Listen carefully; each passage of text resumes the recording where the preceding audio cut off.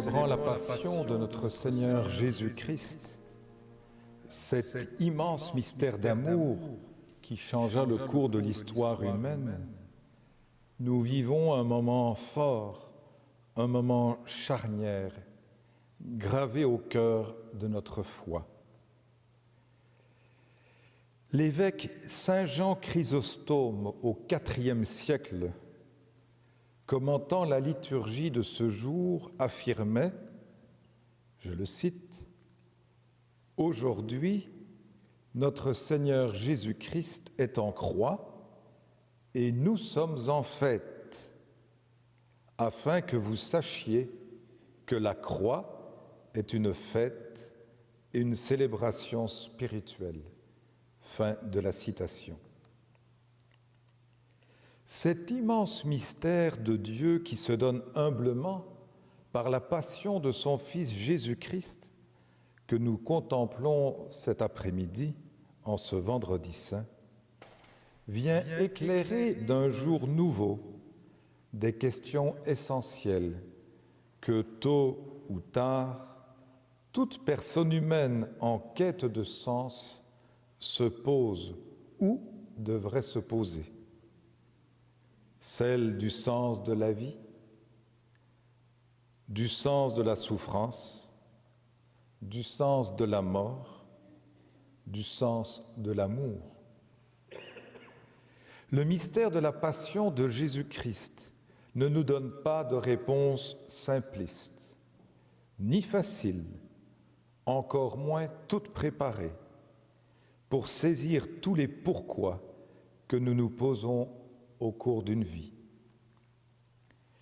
En Jésus, le Fils de Dieu, nous avons le grand prêtre par excellence, qui traversa les obstacles et les émotions de notre condition humaine, compatissant à nos faiblesses, éprouvé en toutes choses, excepté le péché, nous dit l'auteur de la lettre aux Hébreux.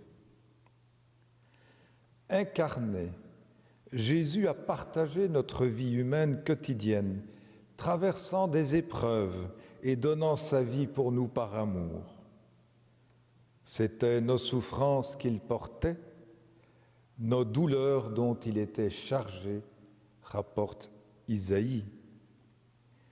Ici se situe le point majeur de transformation et de compréhension du mystère d'amour que nous commémorons en ce jour. C'est l'agneau de Dieu qui porte le poids du péché du monde. Dieu nous révèle sa puissance dans la faiblesse, sa sagesse dans la folie, sa richesse dans la pauvreté. Célébrer la passion, c'est accepter de se laisser sauver par amour, par Jésus le Christ, Sauveur. Dans quelques instants, après la grande prière universelle, nous vénérerons la croix. N'hésitons aucunement à ouvrir grand notre cœur au Christ. En déposant toutes les facettes, parfois complexes, mouvementées, fragiles de notre vie de chaque jour, dans le cœur de Dieu. Ici, je veux parler de nos peines, de nos blessures, de nos souffrances, de nos peurs, de nos lâchetés, de nos trahisons, de nos questionnements, de nos incompréhensions, mais je veux aussi parler de nos joies, de nos espérances, de nos désirs, de nos moments de courage, de nos pardons, de nos réconciliations, de nos dons de soi, de notre foi. Eh bien, nous créerons ce lien essentiel, indispensable entre nos vies humaines et la vie du Christ Sauveur. À l'invitation du psalmiste, gardons courage, soyons forts, nous tous qui espérons le Seigneur. Veillons et prions. Voici le bois de la croix. qui a porté le salut du monde.